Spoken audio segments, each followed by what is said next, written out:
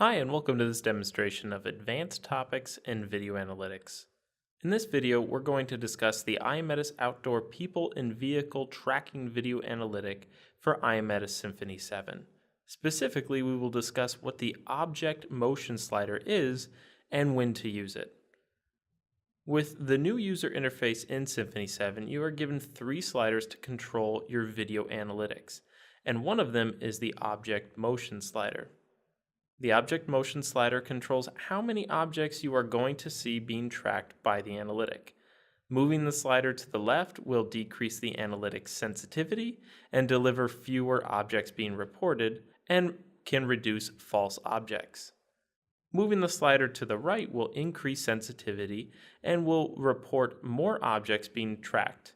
This is good for when you know you are missing objects within a scene. So, when should you use the object motion slider? In the picture on the left, you will see false tracks being reported from shadows that are moving on the ground. When you're seeing false objects like this, we recommend moving the slider to the left. This should reduce the number of false objects being reported. On the right, you can see that a man is walking through the scene, but the person was never detected. If you're missing objects like this, try moving the slider to the right and you will start reporting more objects as it will increase the sensitivity of the video analytic. Here's an example video that we're going to use throughout this discussion. The scene is monitoring perimeter security for a backyard, and you can see immediately that there are a lot of things happening in this scene, from shadows and trees moving throughout, but we are only interested in people walking through the scene, as you can see here. This person is actually going to come back and walk through the scene where we expect to track people. For this scene, the outdoor people and vehicle tracking analytic has been set to its default settings.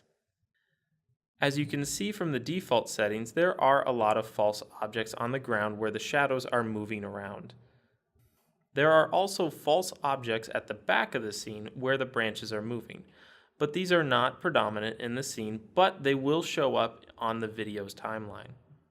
The default configuration works okay for this scene, but there are more false objects showing up than we would like to see.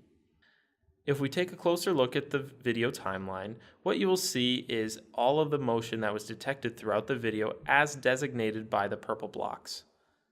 You can see the 2 areas on the timeline we have highlighted here. These were false detections. These were points of time when there were no people moving in the scene, but motion was still detected. Why was the motion detected here? If we take a closer look at the areas that are shadowed, you can see that the shadows are moving and causing false detections. The question now is, how can we reduce these false detections? To start with, we can move the object motion tracker to the left to decrease the sensitivity. There are 2 different positions we can move the object slider to the left. 1 position or 2 positions to the left. In these videos, you can see that as the slider is moved further to the left, the number of false objects being detected are lowered each time. When the person comes back into the scene in the default view on the left, you saw the person being tracked immediately, but as the object slider is being moved further to the left, as seen in the middle and right videos, you will see that the person is being detected later in time as they walk through the scene. Here we'll take a closer look at the timeline again. With the default settings, we saw 2 instances of false objects being detected that shouldn't have been there. If we move the object motion slider 1 position to the left, you can see there are fewer false positives for a shortened period of time, and the person walking through the scene was still accurately detected. If we move the slider all the way to the left, there are no false positives at all, but the person walking through the scene is missed at the end. So given the data we are seeing here, we would recommend using the object motion slider and move it 1 position to the left.